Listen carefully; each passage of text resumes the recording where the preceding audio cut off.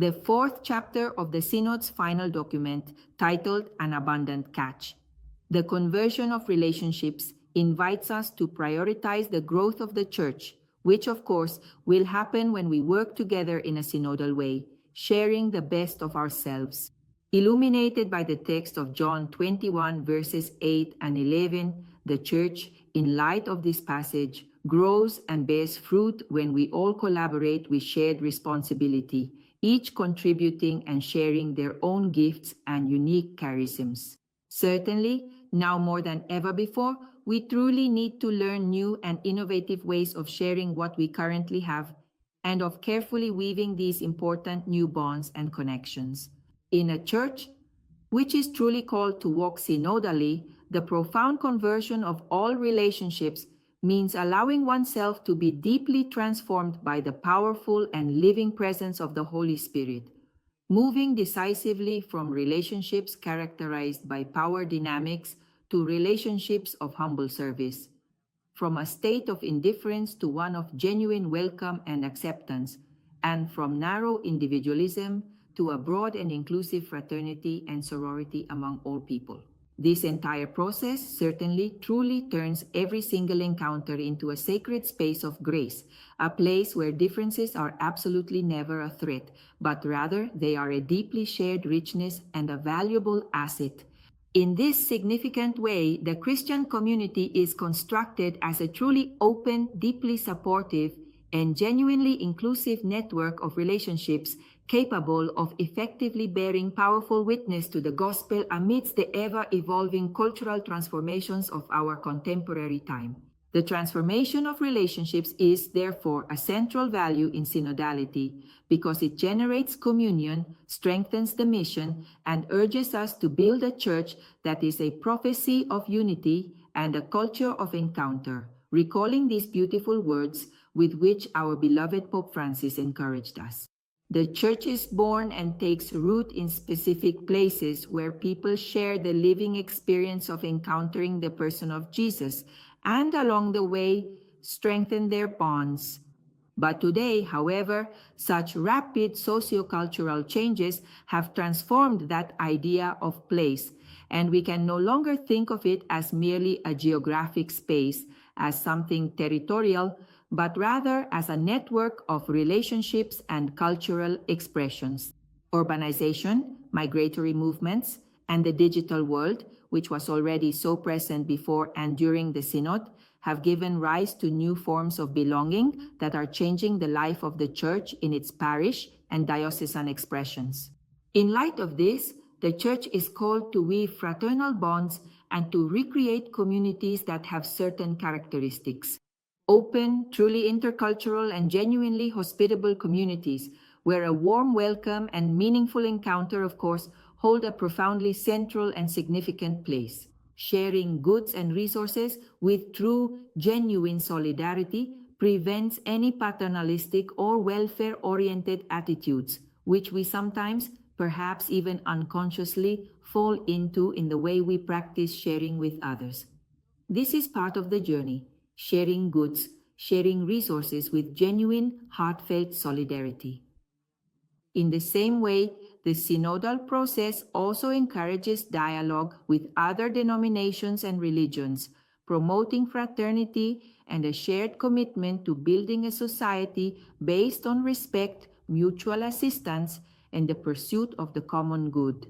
The digital culture, as I mentioned, is strongly present throughout the journey and in the Synod as an assembly. For its part, it also changes boundaries and relationships and offers new opportunities for closeness and evangelization. But we also know that it can pose certain risks, such as isolation or the manipulation of consciences. That is why, as a church, we are invited to rethink our structures and ways of being present, understanding, and I emphasize this, that place is the space of human and ecclesial relationships, not just a simple geography. In this whole process, the parish remains a key point for communion in each local church, but it too is called to renew itself in order to respond to the present times. Likewise, institutes of consecrated life, movements, and new communities are showing or should show a great capacity to adapt to the times in order to bring the gospel to different contexts. Alongside all these entities, intermediate structures such as ecclesiastical provinces and church groupings can also reform the mission and make the church's presence closer to the reality of our people, of our communities. The communion between local churches is expressed through this exchange of gifts we are talking about, encouraging a church that is a network of relationships and a prophetic sign of encounter. Each local church has something to contribute, charisms, resources, and experiences. Sharing them will always be, today and in the future, a great source of wealth. Likewise, the Eastern and Latin churches also enrich each other. And the same happens with other regions, the Amazon, the Congo, the Mediterranean, where communities as prophetic signs collaborate beyond borders. The Episcopal conferences are a key instrument for keeping communion alive and for coordinating efforts. In this fourth part, they are highlighted as fundamental instruments of collegiality and communion. Indeed, the aim is to strengthen them, give them a clearer role, recognize their theological and juridical status, and periodically evaluate their functioning to identify improvements and ensure much more effective coordination among many other tasks. In this way, unity will not be uniformity, but diversity in communion. The Pope is the principle of unity for the whole Church. His ministry is understood within the synodal dynamic because he is the one who convenes, who accompanies, who confirms the path of all. The co-responsibility of the bishops is also emphasized, as well as the need for a Roman Curia at the service of the local churches, one that is much closer, more transparent, and with a constant capacity for listening.